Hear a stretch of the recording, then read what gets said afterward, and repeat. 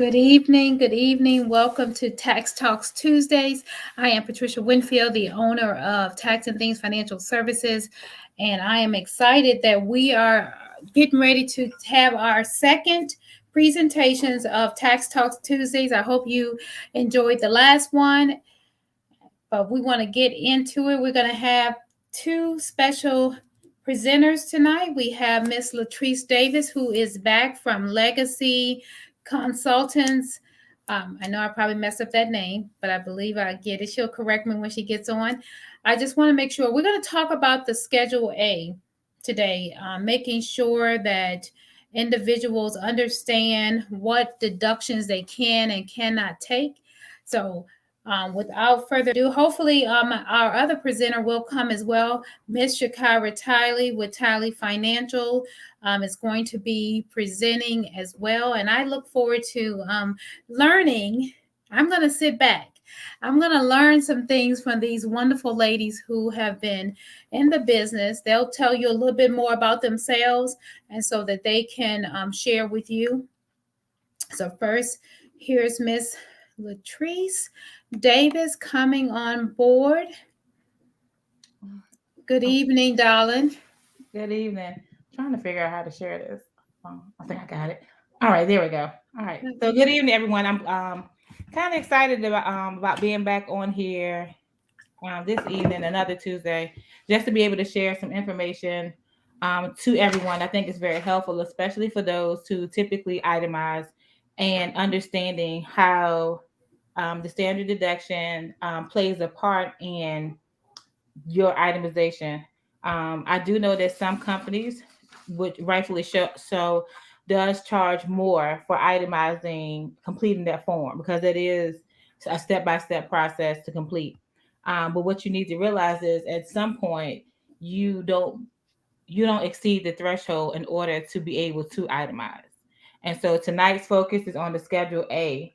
If you want to follow along or take a look at it, you can always go to irs.gov, type in the search engine Schedule A, and you can pull up a PDF so you can take a look at the form as well. Like we said before, if you have any questions, Ms. Winfield will be able to see it if you put it in the chat. Do us all a favor and share this live. You never know who will need this information. All right, let's see. There we go. Okay. So first things first is we'll talk about the standard deduction. This is the amount that the IRS will allow you to deduct if you do not decide you want to itemize. So for tax year 2021, for single filers, it's 12,550. For married filing separate, it is the same thing because you're considered two separate entities. And then for head of household, it's 18,800. And married filing joint is 25,100. So basically what that says is when you decide you want to itemize, your itemization deductions must exceed though that amount. And for a lot of us, and so each year or so, they kind of increase their standard deduction, and it makes it very hard for anyone to be able to itemize. So the first section on the standard on that Schedule A is medical and dental expenses.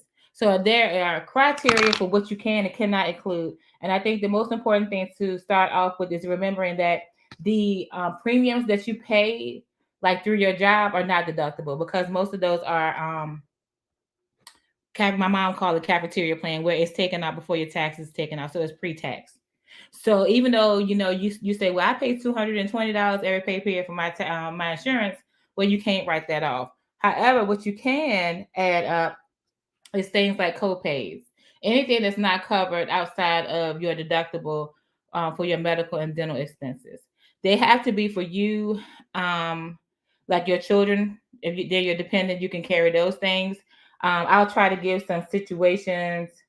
They always present like examples. I try to give some situations where you can use the medical and dental information. One example I'll give you is you must file. Let's say, for instance, you had a dental expense in the year 2020. Now, remind you, we're filing for year 2021, and you forgot to include it when you file your 2020 taxes. Well, you can't just go add that on to your 2021 taxes because you forgot it. What you would have to do is amend it. At that point, you would need to determine whether it's worth an amendment or not, because if you take it to a tax professional, that is a charge. And so you just need to determine risk or benefits of even doing that. I'm going to give you also dental expenses, any type of dental work that you get done that exceeds the deductible. Those are things you can write off. The very most important thing I always tell people is to keep your receipts. And that's with anything, because if you ever get audited 5 years from now, you may not remember things verbatim. So keep a file of your receipts. Sometimes I'll even tell people to scan them in, because over time, paper loses ink and you may not be able to see certain type of receipts over a period of time. So these, to the extent that you weren't reimbursed, these are the things, like if you were not reimbursed for them, these are the things that you can include.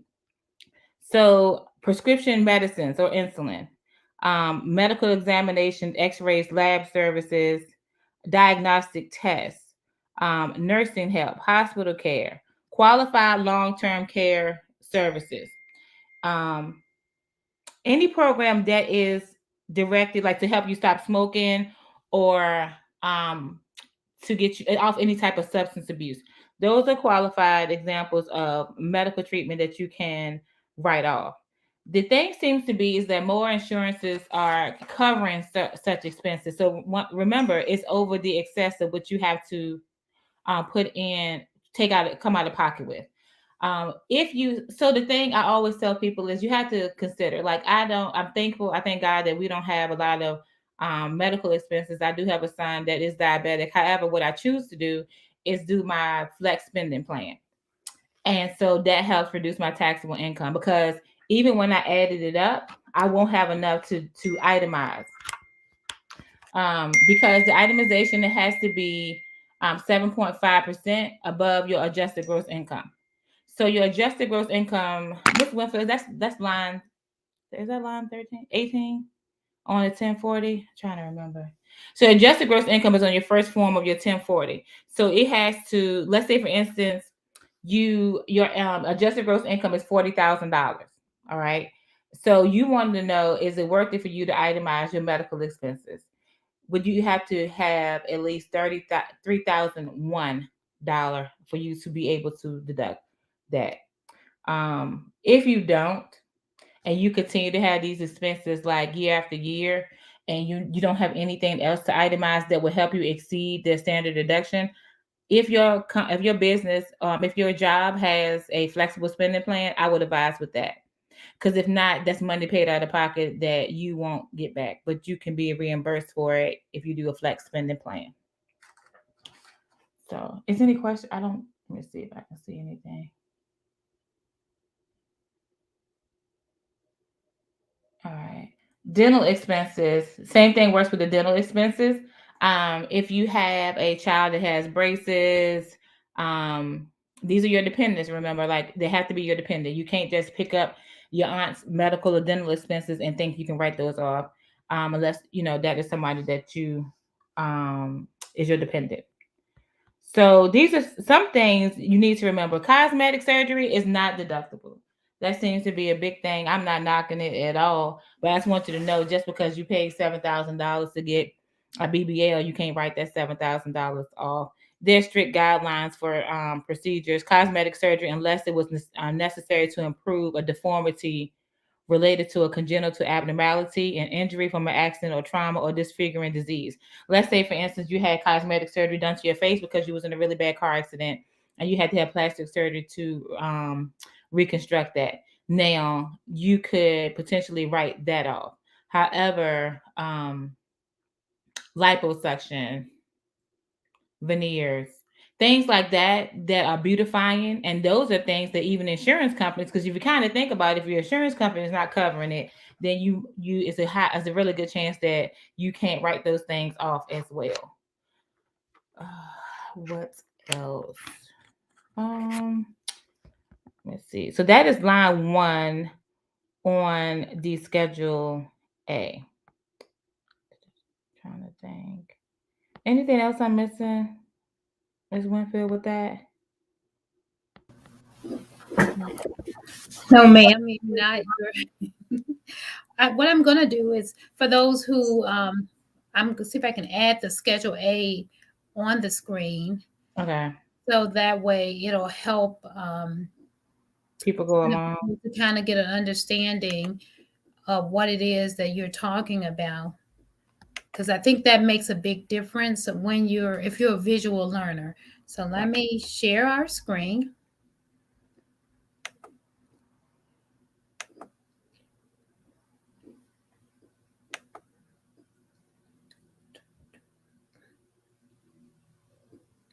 Make sure some of these things, oops, wrong place.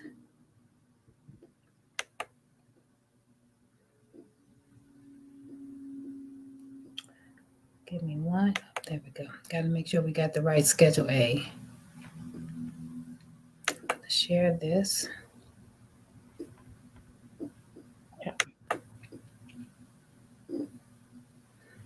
Okay, and I'm gonna.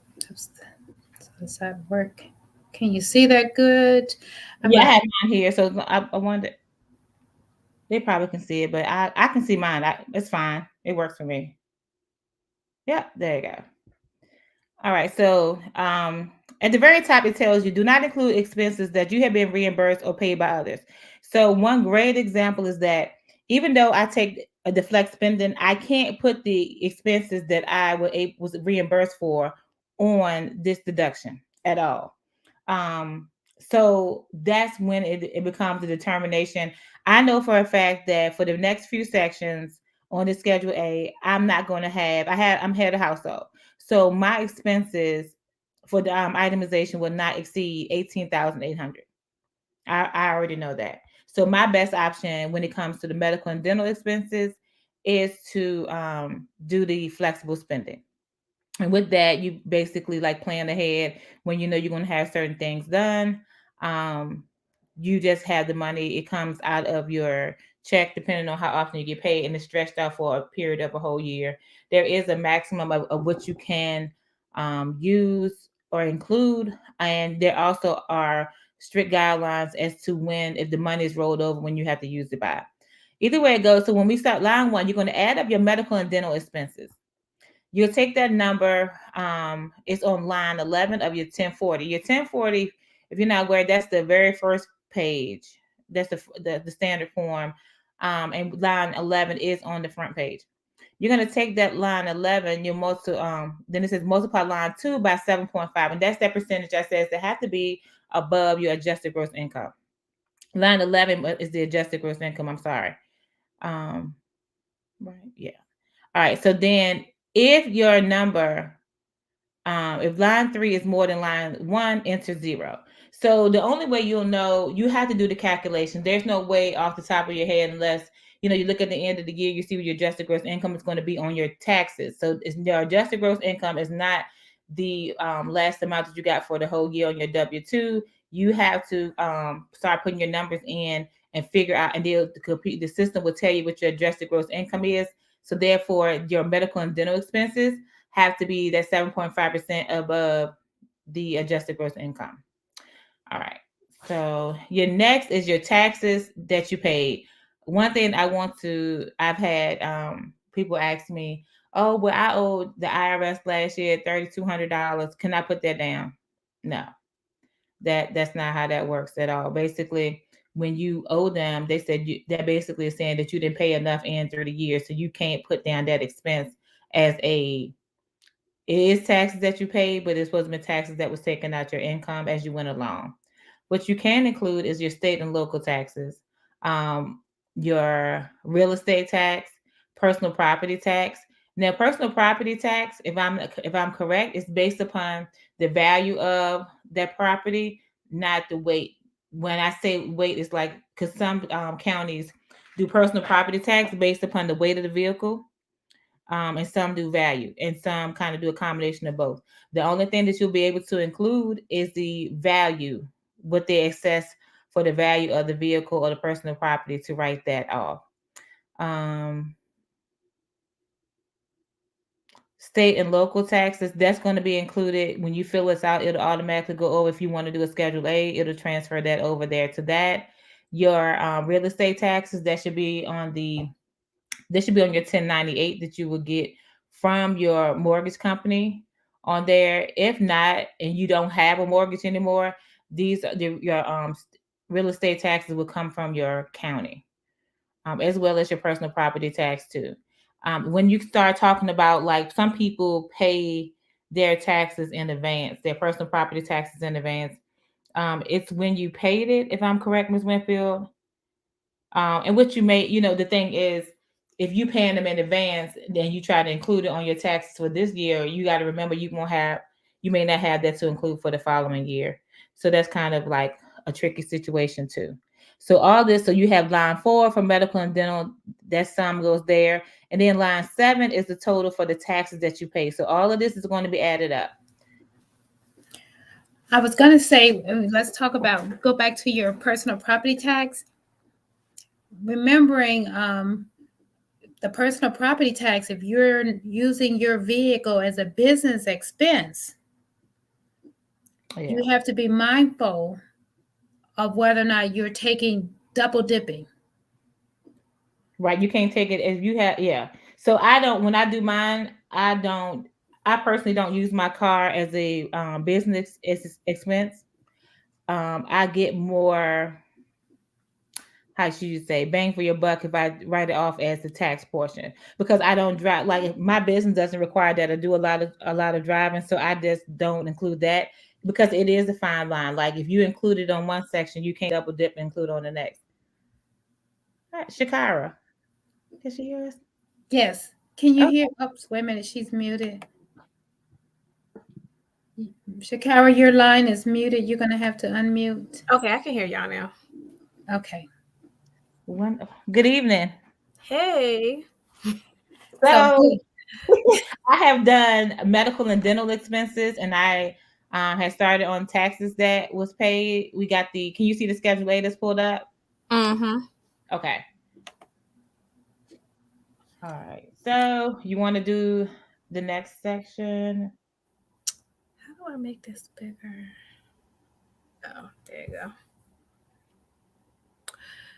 Okay, what part are you on? I just wrapped up taxes that was paid.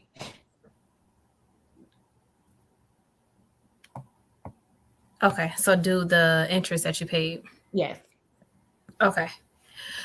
All right. So interest that you paid, this section is in regards to the home mortgage interest. So usually you will get what form is that? The 1098. The 1098 mortgage interest form from your mortgage company. And just a quick overview of how that looks. It basically has like the current amount that you may have left owing on your home, the mortgage interest that you have paid for that year, also the mortgage premium costs, and some other expenses. So those figures that will be on that tax document, those are the amounts that you would enter here on the line 8 of the Schedule A form. All right. Hold on. My AirPod died. So what happens if I don't receive my 1098? I always suggest to either log into the company that your mortgage is through, or to either give them a call and see if they have that form to send to you. Another thing they can also do is contact the county, because if your real estate tax is paid like through your mortgage, and they disperse that tax to the county that it's in. So sometimes if you can't get in contact with them, I will also recommend that you contact your county seat to where your taxes are paid, and they can tell you what the total tax was for that year. You just may need to find like the company's EIN number and things like that to put on the form, but that's another way that they can also do it too. I just think with a lot of people working from home still, that it's so hard for people to get in contact with anyone in the office or to be able to talk to a human being. And a lot of things have become automated. One thing I realized is that everybody isn't computer savvy. Me and Ms. Winfield talked about, trying to maneuver through and put stuff up. And I was like, oh, I like these little pictures of us at the bottom. But, it's like, it's not, everybody isn't tech savvy.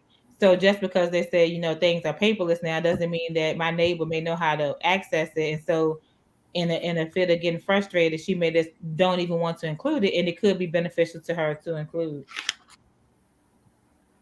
And that's important because we're at a place where a lot of folks would take the standard deduction over the itemized deduction. What I tell my clients is don't give up on itemizing, because the tax laws that are currently in place, how long are they good for, ladies? Is it 1 year? The tax laws we have now, the ones that came out? The ones that are in now that change the standard deduction. Oh, they change every year. Do they? No, I don't think they change every year. So remember when our previous president changed the tax laws where we won't have exemptions? These current tax laws that we're in are in place till 2025. And so that's something important to know, because we don't know what's going to happen after 2025. Will we go back to having exemptions? Or will this high standard deduction stay in place? That's true. So I think a lot of people have given up on doing the, I try to give people the option to try to say, all you got is $500 in deductions. It's not worth it. And, not really worth it, but it's not going to make a difference. In fact, the system will choose the standard deduction for them, or you can choose to go ahead and take, no, I want to go ahead and itemize. I'm like, well, you're missing out because all you have is $500. And if you're single, you could have got $12,500. So I think a lot of it is like a lack of knowledge, or somebody explaining to them exactly how it works. People will. I had one client this year who bought a house, and she wanted to know exactly, how much did the house help me out with? And I'm like, like you itemize that, but you didn't reach the threshold. Like, it's all you own a house. That's a wonderful thing. But if you don't have enough other things to add to it, then you can put down your taxes that you paid or whatever. But that's pretty much it. So now that we've gone through, I don't have enough medical, or I do have enough medical, my taxes. So what about my taxes from my job? Do my state taxes from the job get included? Your state and local taxes that was paid for your state and local is included on line 5 of the Schedule A, but not on this form. Yeah. Line 5, state and local taxes, 5A. And then you have your real estate taxes on 5B. So whether or not they take out taxes is important, or is it not on my state side? It's important, especially in the Commonwealth. So what happens when I don't itemize? Does it affect my state taxes?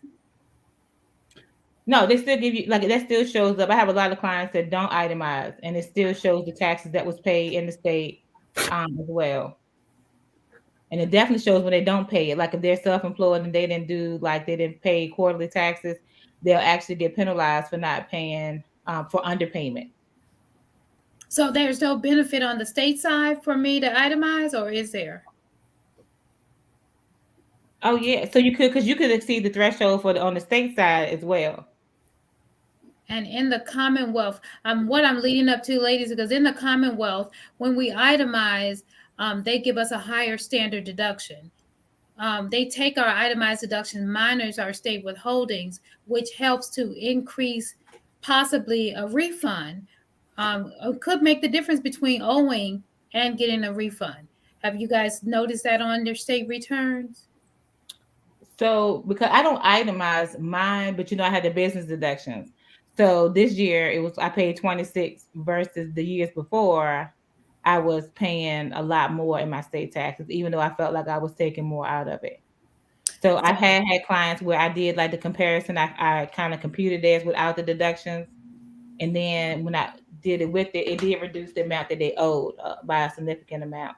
Yes. So that's important to know on the state side, and especially the state of Virginia, because the state will allow your total itemized deductions minus your state withholdings to become your standard deduction on the state side. And that because the standard deduction for the state, if I'm right, in Virginia is like $4,000. Yeah. It's not very high.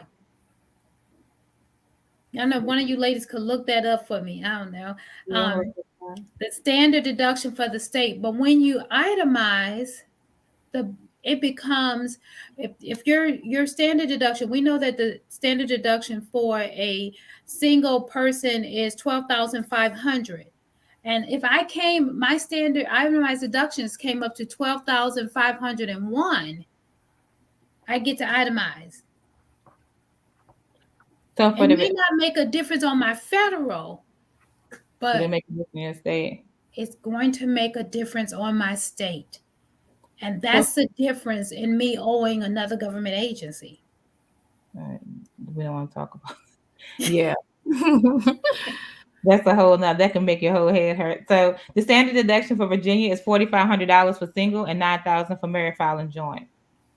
So think about that. If I have $4,500, but I have on my state, I can take the $12,000. This is why I encourage clients never to give up on itemizing, because that $4,500 or that $9,000, because on the married couple, for the federal, the standard deduction is $25,500. Am I correct? Yes. Yeah.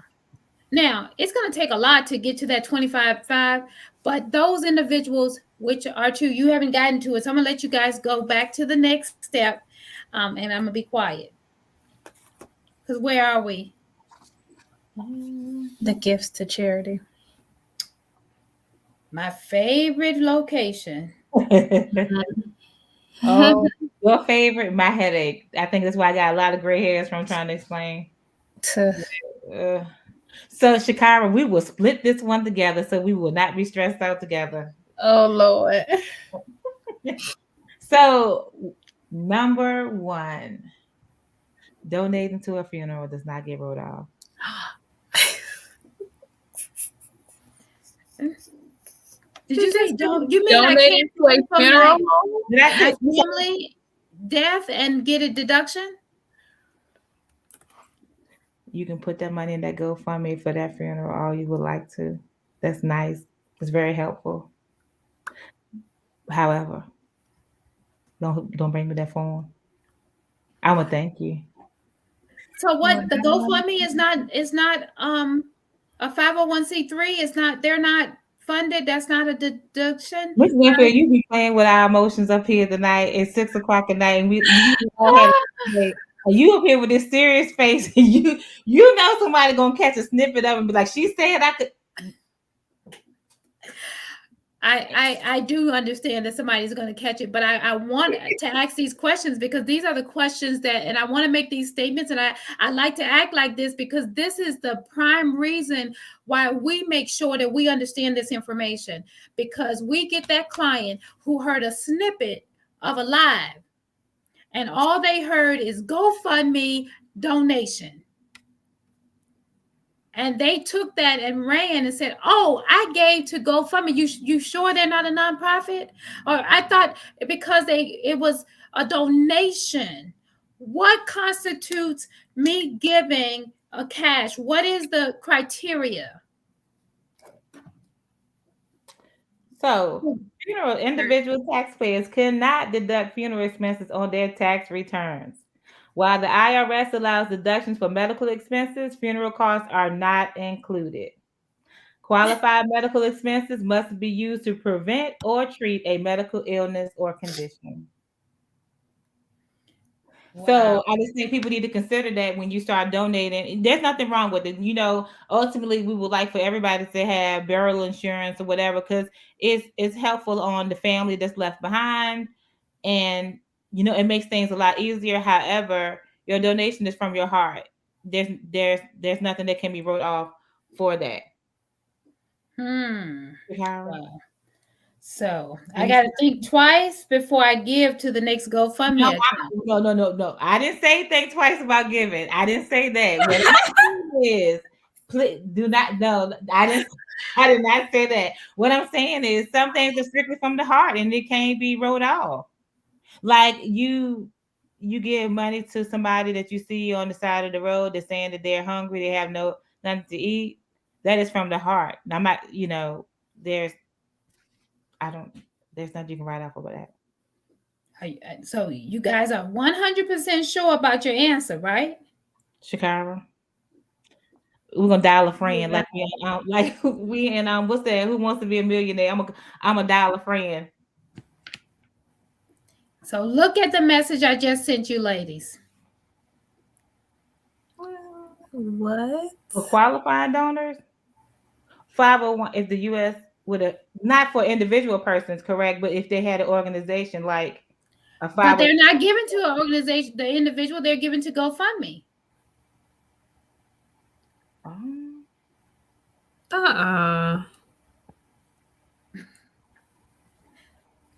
Ain't no way. So I'm assuming it's like that because since the money goes through GoFundMe and they take a percentage of it. Oh yeah, okay. Then it's considered a donation and it's taxable, so they can then then they can provide. Now the thing is, does GoFundMe issue them a form? Do they give them a statement saying what their total donation was for the year? They send them an email. So does it have to be over a certain amount in order for them to then send you that statement to claim it? They send an email to you no matter what. That's just like a person can receive $5 on GoFundMe and they're gonna be like, here you go. But so basically the tricky part is it has to be through GoFundMe. If you don't do it through GoFundMe and you just personally give somebody the money, then you can't write that off. But because GoFundMe is a 501c, then you can use that, but you can't just give your neighbor money to help with flowers for a funeral and expect to write that off. Okay. Or your family members. So that's what I wanted you to get to and make the statement. Because if you give to a qualified 501c3 organization that has their paperwork, they are not restricted by the IRS from receiving funds. They can receive a deduction on their taxes. So I wonder if the same applies to like PayPal, because PayPal has something like that where you can set up a donation button when it comes to your PayPal account. Only if the organization that is going through is what? A qualified 501c3. So you have to do the research and make sure, because I have a nonprofit and that's a 501c3. And I have my letter and statement that says, if you give to my organization, but you have to give it to the organization. You can't come up here and say, oh, Pastor P, I'm going to donate to you. Okay. That makes sense then. It makes sense? Because we say we help families all the time. Oh, I help these families in the church. But if you don't give the money to the church, and that's the reason I'm getting at this, is because we help people. But if we don't give it to the organization itself as a donation, we are not going to be able to write it off. And so this is important because there are plenty of individuals who may be able to write it off and they don't know, because they don't know whether or not the organization is qualified. All right, I done messed up y'all brains enough. No, I think GoFundMe has been looked at like a platform, right? Like a means for you to collect donations versus people knowing that it is a charitable organization. You know, like it does have, it's a 501c. So therefore, if people know that and know that they can donate and get the tax, the benefit from it, that's different versus people feeling like, because it's been a thing where people just donate or set it up to collect money. Correct. So what about something like crowdfunding? Crowdfunding through GoFundMe?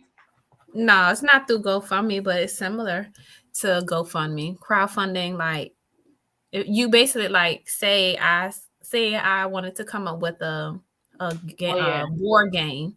So I put out there what the board game is, how it works, what my intentions are with it and everything else, or what I plan to do with the money. And then people make donations to basically invest into. So is it an investment or is it a donation? Because I would think it's a donation. Well, I guess it also depends on if they plan on, like, they're investing not to get nothing back from it.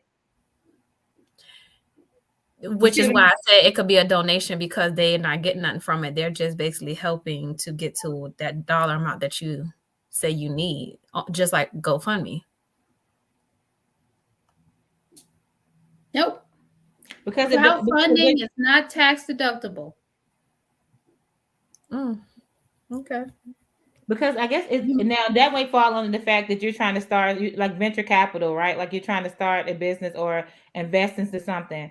And so therefore you're not a 501c or a charitable organization. You are potentially going to be a business. But that money goes through some type of company. So what are they? If it goes to a qualifying charity, yes.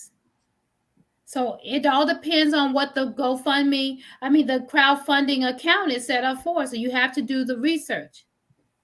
If it's a qualifying charity, yes. But it's not straight. That's not a straight across the board answer. Hey, so text me, Chicago, like the name of a business that does the crowdfunding, so we can kind of take a look at, like, because I basically feel like if you just research the business, because it should be public knowledge if it is a 501c, right?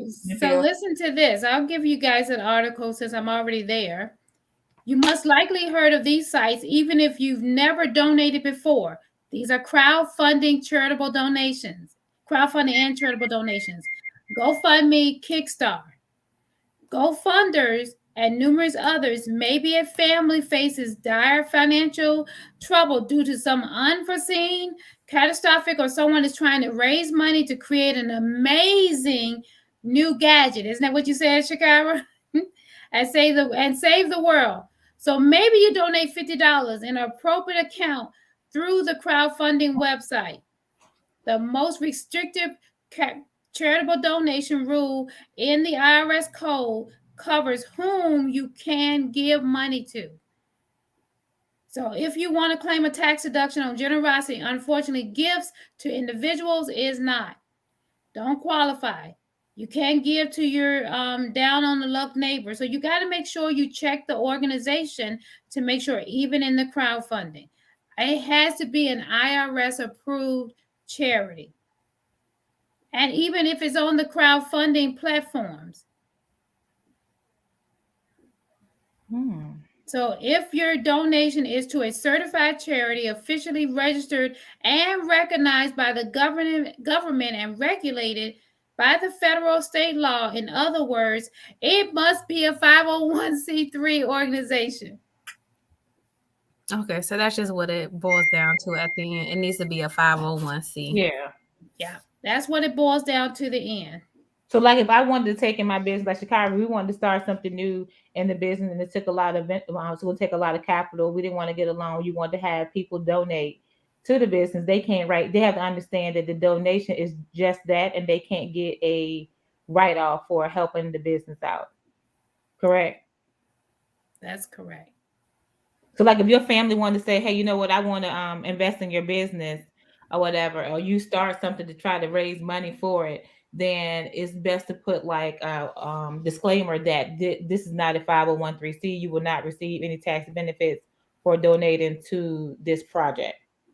Right. But if they went through a specific company that's A 501(c), like a charitable. 501(c), yeah, then it would be considered an itemized deduction.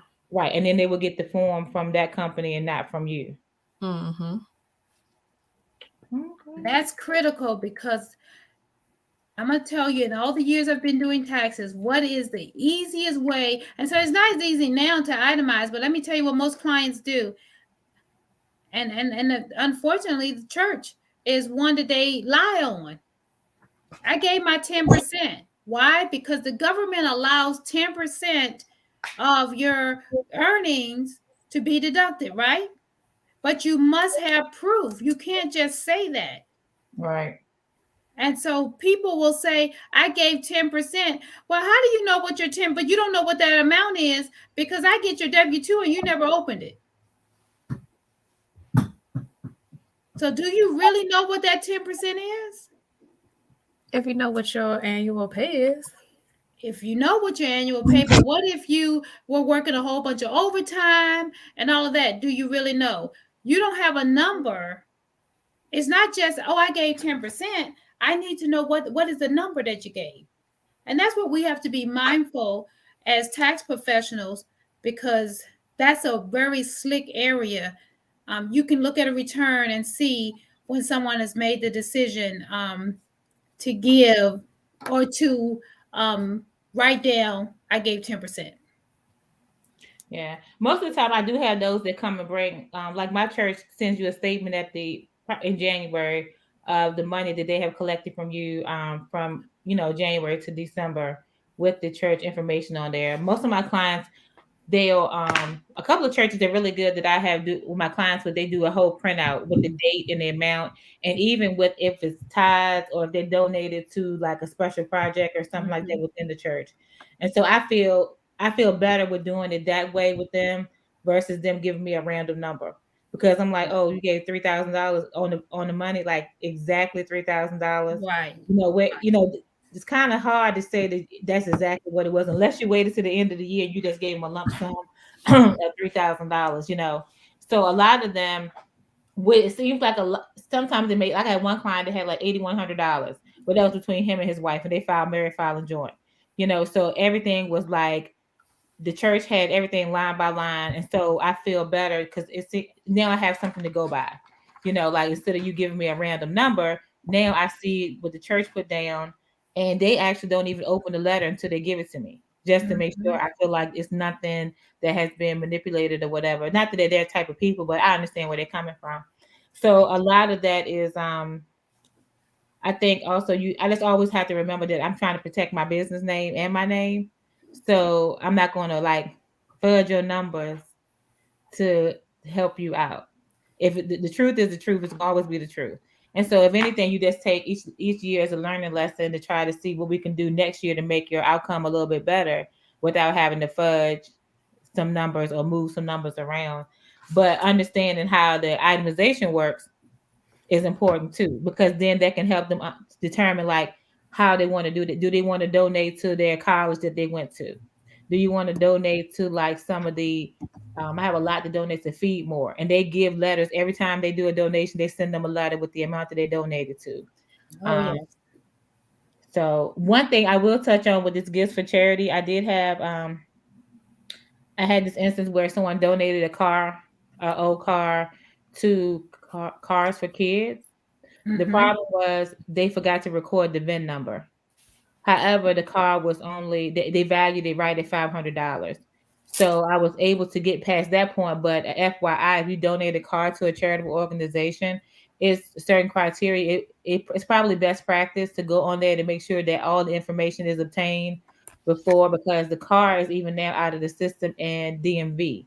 So it was no way for her to go back and pull up the VIN number off DMV. So it's certain things I realized that was needed, like the VIN number, the value of the car when you donated. Do you have the proper form?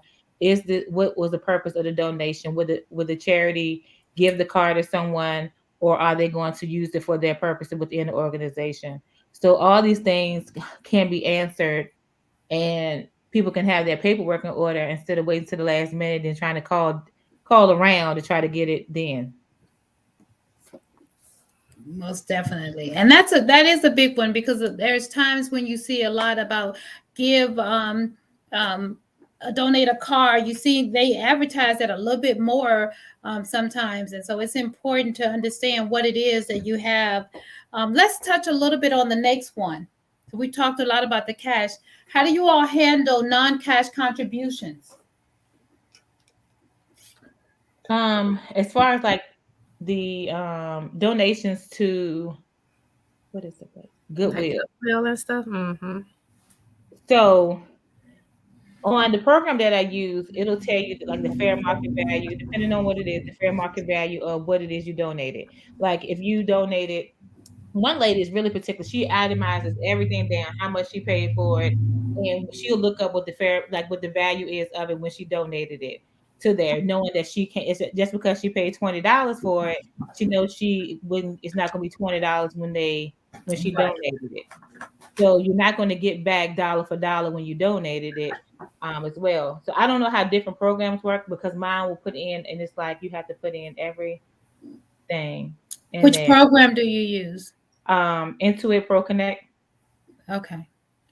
So they have you put in things in line by line, or like she has her receipts, and she has the person add the Goodwill, which I'm pretty sure she goes in, and because I just dropped my bags off, and I'm like, let's get them out the trunk. And so she is really particular. And then it's another organization that comes to your house to pick up things. AMVET. Yeah. So she said they're good about leaving a receipt or putting things. And I was like, I've never even known it was an organization to come pick things up from your house. Yes, ma'am. All you have to do is tell them where they are, and they come get them. So here's the thing: when you give things non-cash, the first thing you need to know, when did they purchase those items? So this is one of my software. Our software uses, when did you actually purchase them? How old are they? That makes a difference. And when did you donate them? And then what did you give? And what was the cost? What is the basis of the items that you purchased, that you gave away? Excuse me. So people have to know that by her itemizing and making her list, she knows what she gave, and she pretty much has an idea of what she paid for them. Yeah. And then you determine whether it's fair market value, comparable sale. There's all kinds of ways to determine that. But usually those are the two that I know that I use: comparable sale or fair market value, for both. So knowing that and determine. I like Goodwill. Have you ever noticed that Goodwill, if you look on the back of their receipts, they tell you the value. Mm-hmm. Yeah. So it's not a guesswork in the calculation. So that's real important as well. So now I don't remember you guys talking about this. Did you all talk about the insurance? What, in the previous section? Yes. Under your mortgage. Can I deduct my insurance? And which insurance can I deduct on the Schedule A? That's your mortgage insurance premium, correct? Let me see. Mortgage insurance premium, not your hazardous insurance. No. Yeah, just the mortgage insurance premium. Right. And I think that people get that confused because they always want to deduct the they want to do the hazardous insurance, but they can't. So for those people who are going to listen to this live later, if you go to your Schedule A and you go to Section 8, interest you pay, that's where your homeowner's insurance, where your mortgage protection insurance is. It says mortgage insurance premiums on the Schedule A. And that's line D. So that's where you would put that. And most times, the only times you usually have, it's called PMI. The only time you have PMI is when you first buy the home. If you're a new home buyer, that's most of the times when you have PMI, because they're trying to protect their investment. The mortgage company wants you to protect if something happens and you can't pay before you've gotten to a certain period in the loan, they want that thing paid off. Oh yeah. Okay. And if to understand insurance, mortgage protection insurance is a decreasing value insurance. So if it starts at 200,000, it just goes down. It doesn't rise up like your or stays the same if like life insurance. So if you get $200,000 worth of mortgage protection insurance, it decreases. It's a decreasing insurance. So it goes down as you pay off the house, which it should. Right. Because you don't owe that much on the house year after year. I think people did look at their 1098. They can from one year to the next, they can kind of see where it's not the same amount. I guess some people may think it's like my car insurance only changes every so often. Like if something happens, I get a ticket or something like that. But it's not the same thing over time. I've been in my house 6 years, and so I know like when I got my 1098, I paid attention that part was going down. It wasn't the same amount that I paid, especially like the first year or 2 years. It was nowhere near the same amount that I had been paying on it. Correct. That is so correct. Okay, so the thing, it was a question once before about if you take the standard deduction and you're able to deduct this year the $300 for a cash donation above the standard deduction, but it has to be to a qualifying charitable organization. So if you are not able to itemize, if you're not able to itemize, you're able, and if you donated $300 cash total to a charitable organization, then you can use that. You can write that $300 off for single and the $600 for merit filing joint. So that's real important, because when they changed the standard deduction, and a lot of people were a little upset that they give and they weren't able to deduct. Some people, I can't tell why their motives they're not always to be obedient to the word, but they're doing it for a tax deduction. Okay. Whatever their motives, you know what? I'm like, God got to deal with you about that. So whatever your motives is to give, just give. God and you have to work that out. But if that's what's going to get you to give your 10%, make a difference. And then for me, as the pastor, I say to my clients who didn't give, and I even illustrate what would have happened if they had given just that 10%. The word says, give and it shall be given back unto you. Pressed down, shaken together, and running over. So guess what? And it says men. Who are the tax people? So whenever folks come to debate with me, I don't believe in putting that on my taxes. Well, the word says, follow the laws of the land. That's a law in the land that helps you. It says, men shall give back unto you. What is the government but men? So don't be so holy that you miss your own blessing by deciding that you don't want to claim something on your taxes. The truth be told, you didn't want to claim it because you didn't give it. Let me just be quiet and go to the next thing. The shade. Oh Lord Jesus.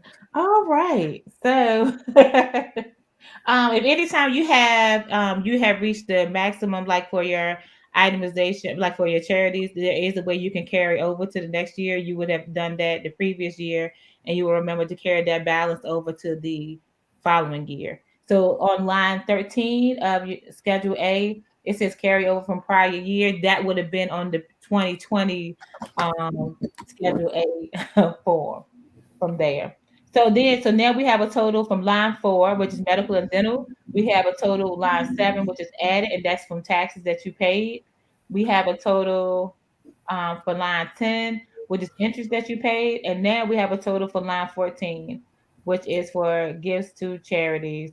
And so all that's added up. And then we have line 15, which is casualty and theft loss from a federally declared disaster. So those things, my interpretation of that is like if the president has declared that Hurricane Katrina, for example, is a good example. When Hurricane Katrina hit, those people that were affected by that were able to with a form, with this form 4684, to declare their loss that happened. Now it has to be federally declared. It has to be determined during that tax year that this is what happened. there is a lot of speculation and questions about COVID, how COVID was a pandemic. Shakira's like, yeah, and it's been a lot of questions about that. I'm gonna let Ms. Winfield help us answer that. So I was asked the question about if you got, it's a couple of people I've had asked, and I said I was checking to it about if you got COVID, you were supposed to get a tax benefit or tax credit deduction. Have you anybody heard about that? Yes, ma'am. You mean for small businesses or individuals? Individual. Oh, there's not one for individuals. It's one for small businesses, though. That's what I thought. So I was like, okay, you know what? I don't know everything. I said, as a nurse, I said, well, I think it'll be kind of hard to like, what would be the benefit? Because a lot of jobs offered, some people work from home. They had, when they were out, they didn't get penalized or they may have gotten paid. They had the federal government set a lot of guidelines in place to help those who had childcare issues or issues with children in school. They needed to go to work and the kid may have been sick or something like that. So I felt like when you have those things that are put in place for you, it's hard to give you a deduction or a credit for that. Also, it will require you to upload personal documents about yourself to prove that you actually had COVID during that time period. And so then you get into the area of who took the test. Did you do it? Was it a home test? Was it done? It's like I feel like some schools have a lot of like little fine areas, and maybe that was their benefit though for individuals that are still working. It's for them really to be protected and not be penalized for having to stay at home because the kids are at home, or for having to be out of work because they're sick or their kid is sick. Versus on the flip side, self-employed people, they didn't have that benefit. So that's why only self-employed got the benefit of claiming that on the taxes, because they didn't have that. They didn't have that benefit. Yeah, even my job, like when so myself and 4 other nurses got COVID in March, end of February, beginning of March 2020. And that was at the very beginning when things started to hit. So it wasn't a lot of rules set in place about stuff. We knew we had to be out of work. We used our time, and then they ended up, when we came back to work 14 days later, they gave us our time back that we used for sick leave. And then because I work what's called an off tour, they gave me my shift differential. That's a long story about how that ended up being. But at the same time, when I was asked the question, I thought about it like, okay, well, Latrice, you were out. They gave you all your leave back, number one, and they paid you the differential you would have made because you was already on the schedule. So is there really a tax write-off for that? It's not. No. I'm a nurse that can't work from home, but they provide an avenue for me to be able to be safe and be away from the patient in the event that I was contracting it. So I knew it was something for small businesses, not so much for individuals. I did know last year they were like, if you bought supplies, like was the hand sanitizer, masks, things of that nature, you were able to itemize those things, but that would have fell back under Section 1 under medical and dental expenses for that, and which still could be the case for that. But like we stated, it still has to reach a threshold. That's correct. And remember that each employer, the reason they were paying, making sure they paid those, there was a credit on their employer, on their 941 taxes. There was a form that they could fill out saying that I'm keeping my employees, I'm giving the sick leave, how much I had to pay out. There was a deduction on your quarterly taxes that you could reap a benefit back into the company for those individuals. Yeah. So that's why you didn't get it, because they were supposed to pay you for your sick time, whether you were out or not. There were companies who didn't offer sick time, but somebody who was part-time and didn't get it, they still should have gotten it because the government gave it to their employer. Now, if you didn't get it from your employer, then you need to probably have a conversation if they reported it. So that's between you, the IRS, and your employer, and that's a whole another ball game. And you got to say, you don't even. You can sit around and drink a whole gallon of water and talk about that topic, but it is what it is. Yeah. It's probably gonna be like another day. There has been a crackdown on this week on my social media platform, I'm talking about 10 triggers to get audited, things that they're kind of looking at.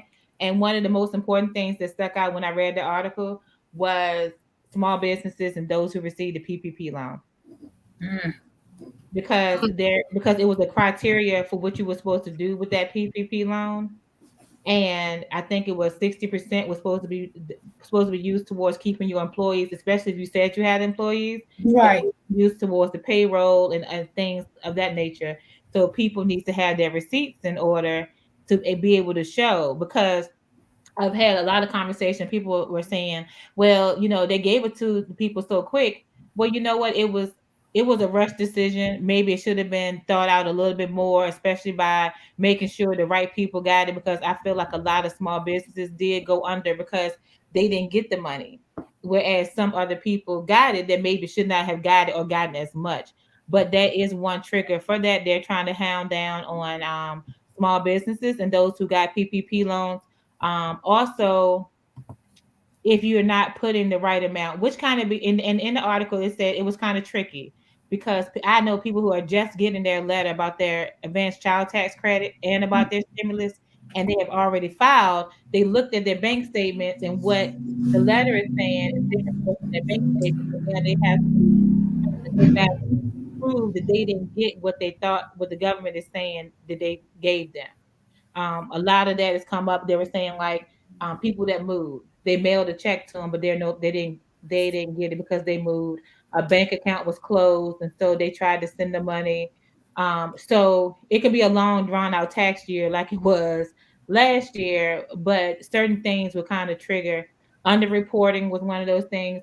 But I just wanted to, reiterate for those who got a PPP loan and you used it like you're supposed to. I just want to make sure that you kept your receipts, because in the event that you get audited, you need to be able to prove where you allocated that money to at that time, because it had a purpose behind those funding.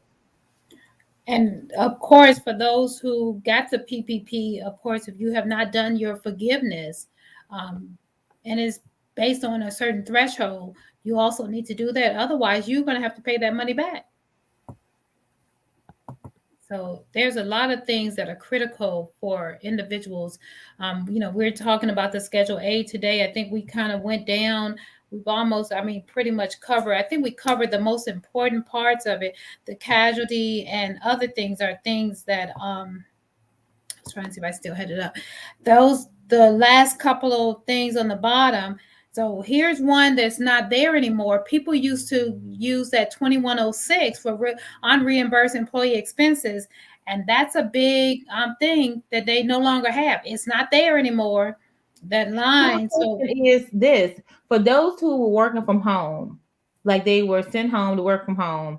The employer did not give them any extra benefit monetary wise for like the things that we deduct, such as electricity and Wi-Fi and things like that.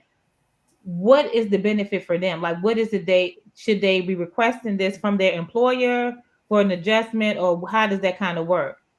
Well, one of the things I thought would happen is that somebody was going to be advising the president, even this year, about the 2106, that was a form that needed to come back into existence for everyone to hit the Schedule A, because every employer did not give a deduction, did not give an allowance for individuals working from home, but yet the government mandated that they stay at home for a period of time. And so because of the mandation, people were home, but they were not reimbursed in any way, shape, or form for the expenses of having to use their cable. Some had to get cable. Some didn't have it. You had to have a phone line. You had to, make sure your working space was suitable for you to do work. But that was not a deduction. And unfortunately, there is nothing you can do. There is no deduction you can take. That is just a loss. And unless you find somewhere in documentation on your job that they should have reimbursed you, it's nothing. So that was something I think that kind of slipped past the government and nobody recognized. And that comes from, in my opinion, having too many high-minded people that don't think at a different level. They didn't see the whole big picture, and they didn't have anyone talking to them saying, kind of people's person to advise what is needed for the people. And the lobbyists didn't do it. They have lobbyists for that reason, but they didn't do that. There was nobody there for the working class. And that's normal, guys, that the working class always gets missed. It's the poor that, I'm not going to get on my soapbox, but I'm just going to let y'all know. The poor gets help from the government. That's who takes care of them. The poor gets taken care of by the government, and the rich take care of the rich. Who is that left? The middle class. And so you have to pay attention to what's going on in the tax laws so that you can make sure you benefit from those services that are out there if you don't know. So it's critical. Otherwise, you're going to be left behind. So that's where the other itemized deductions used to come in. There are a few things that go there. If you have gambling winnings, you can take as much as how much, ladies? I won $500,000. What's my deduction? Well, let me get you a number. Hold on. Well, I need to. It sounds like to you, I need to gamble, Ms. Patricia. I had a client that gambled, and she won enough to pay off her house. She played the lottery. She told me to yesterday she no longer plays the lottery. What? She retired from her job, but before she retired, she hit the lottery and she paid off her house. I'm not promoting paying the lottery. Please, that's not what I'm saying. But I'm saying use wisdom if you play it. Let's not be fools, okay? But she did. The amount of gambling losses you can deduct can never exceed the winnings you report as income. So if I got $500,000 worth of gambling winnings, I can take how much loss? 500,000. And how do I have to prove it? Or do I? Yeah. You should have to prove it. You do have to prove it. You need to make sure that if you got $500,000 worth of losses, whatever your losses are, you need to have some type of documentation. You need to have tickets. You need to have the receipts. I would say people have bags of tickets just sitting on the side just in case. Really? Of loss of like losses that they didn't win on. They just save and put them in a bag just in case they ever ask, and they just need to hand it over. Oh wow. Okay. So there are people who do gamble. So that's Latrice, you must never seen none of that on none of your clients. You got all those good holy clients. No, I ain't saying they're holy. If they got losses, they don't maybe I don't know if they know, but no, they don't bring it here. Okay. It was none of my clients. It was it was that one time I was working underneath somebody and they didn't have enough, so we kind of went to the extent like anybody got losses of lottery tickets to add to theirs.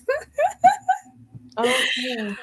Because that's a big thing. So these are the kind of things that you got to watch out. So I'm saying these things to you guys because I want you guys to also know if somebody comes in with a previous tax return, you know what to look for as well. And so when they're looking and they got it's why I got gambling winnings of $10,000. Say, well, where are your losses? Where's your documentation? Oh wow. Yeah, so it is important. I never thought that you could write it. I think I guess I looked at gambling like I saw that section on there, and I was like, exactly what does that pertain? I never thought it could just pertain to simple like lottery tickets, like you buy the scratch tickets or whatever in the store. But I do realize I've been behind some people that have like played the numbers like twice a day, and they spending like $100 a pop, and I'm like, oh yes, I've known people that spend $70 a day. Do you know what $70 a day could have got you in investments and a future? $70 a day is a lot of tax money. okay. So FYI, if you gamble, save your receipts, your tickets. Save your receipts. Yes, ma'am. So I guess like going over the whole sheet, you basically what you would need to do is add up lines 4, 7, 10, 14, 15. If you have some other itemization, that'll be line 16. And then you will add these up, and that's your total. These totals must exceed whatever the standard deduction is in order for you to have we worthwhile for a federal deduction, but you will continue forward to do the state deduction for Virginia. Yeah. Well, I said with that 4,500, and then for single, and then 99,000 for married Right. filing joint. Mm-hmm. So that's important to know whether or not you're going to be itemized on your state and your federal and how the two affect each other. So listen, guys, I'm saying this to you ladies, as well as those people who come back. Tax talks is not always the most exciting talk, but it's always the necessary talk. It may not be the topic, it may not be sexy, it may not be, something to make you holler and hoop about or any of that, but it'll help you get your finances in order. It'll help you make sure that you stay on the right side of the law. Correct. That's the most important. And your tax professional would like for you to stay on the right side of the law, because he or she would like to stay out of the orange jumpsuit as well. Orange is not my color. Well, look, I got my picture. Orange is my color. I like it. I'm more of a lilac person. I'm more of a purple person. Listen, I have on my orange today. You got my picture there with my orange in it, and I look good. But it's not the color that I wear every day. No. It's not the color that I wear. Not every day. Not every day. That's not my everyday look. Okay. So, guys, I want to thank you, ladies. I really appreciate you all. Thursday is Business Thursdays. I haven't got a catchy name like Tax Talks Tuesday. That's a tongue twister, really. I haven't got a catchy name yet for Thursday evenings, but our goal is to be 1 hour, so we're going to do better at the timing and making sure that we good. But because we can get sidetracked. This is how much we like this business, because y'all see that we get pulled off based on a topic, and it's a teaching factor. For everybody. Our goal is to educate you, each and every one of you that come to this line. For those folks who have come on and got off and came on and got off, do me a favor, just come back on and share it with somebody, because somebody needs to know whether or not they need to itemize and what they need to do for this tax season. We're not over yet, because tax season doesn't end until April 18th. Did you just see the way I Say that again. April 18th, Chicago. We got a ways to go. We ain't even hit the 18th of March. We have not hit the 18th of March.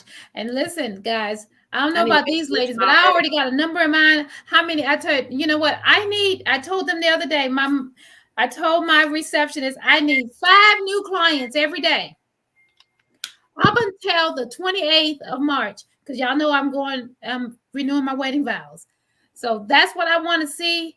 5 new clients every day until then. That's a small number. That's a minimum.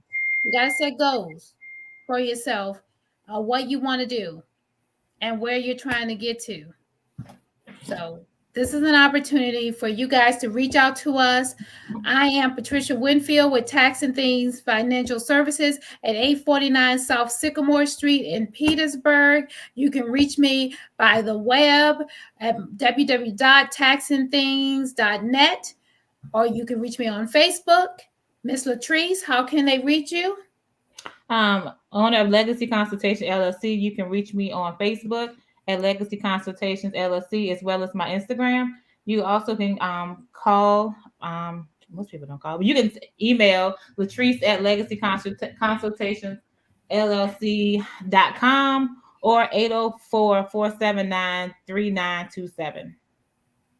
Miss Shakira. And like she stated, my name is Shakira. You can reach me or follow me on Facebook by Tally Financial Group.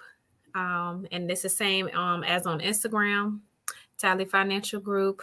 You can give us a call. Our number is 804-551-7840. And I am here in the Richmond area. Our location is 10404 Patterson Avenue, Suite 204.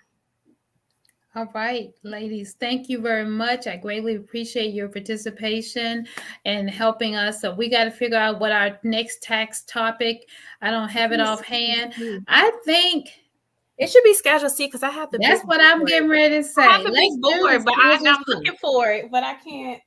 I don't All even know what right. I did with it. So It's a y'all, big board. ladies, let's do. We're gonna do this next week, and maybe I'll find another tax professional to come in and share as well. But we're gonna do the Schedule C. And the Schedule C may run over next week. It may run over into the business talk as well, because that's what small businesses are. Oh yes. Okay. Okay. So we're gonna. Oh, she found something. Oh, okay. She got a big board. I don't know if y'all can see it. Oh, It's you have to get it to blurred. the camera. Yeah. Oh, we can Well, see it right yeah, there. you're gonna have to change your settings so you can see it. Oh, but let me see. yeah, you have to change the settings where it's not blurry behind you so that you can see. But that means they can see everything in your background. Oh, it's okay for now. Okay. So yeah, but that is gonna be awesome. Schedule C, guys. We're gonna dissect that and talk about it. I think each one of us, some of us will learn something as well. And we're going to be ready to help you. So get your business partners, get your friends, your small businesses, your sole proprietors, your sole members, LLCs. They should be on this line on this live next week when we talk about the Schedule C and how it affects your tax return. And then eventually we'll head back to the 1040 on the front, because that'll be the final after we do all the little parts, because then we're going to talk about the 8812, talk about that advanced tax credit. Let's really look at that form and understand why people are getting it or not getting it. Talk about filing status. Seriously, why can't I get this stuff when I file married filing separately? All right, ladies. Thank you. I appreciate you all. I look forward to seeing each of you on Thursday night. I don't know what we're going to talk about Thursday night yet, but we will have a juicy business conversation about your business. So I see my friend who has a thing that says stop bootlegging your business. Woo. She teaches a class on bootlegging your business. I really like her. All right, guys. Have a great evening, everybody. I look forward to seeing you guys later in the week. All right. Have a good evening. All right. Have a good night.